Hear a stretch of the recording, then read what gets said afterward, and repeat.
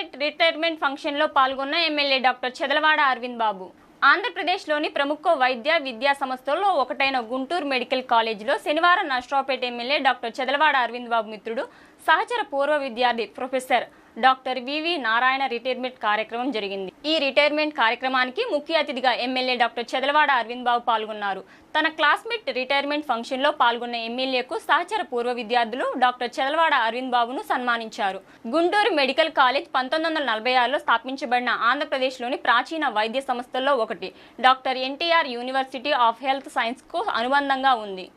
ఇక్కడ MBBS, PG మరియు super specialities కోర్సులు అందించబడుతున్నాయి. ఈ రిటైర్మెంట్ ఫంక్షన్ వైద్య రంగంలోని సహకారం మరియు స్నేహాలను ప్రతిబింబిస్తూ రాజకీయ, వైద్య నాయకుల మధ్య సంబంధాలను హైలైట్ చేసింది.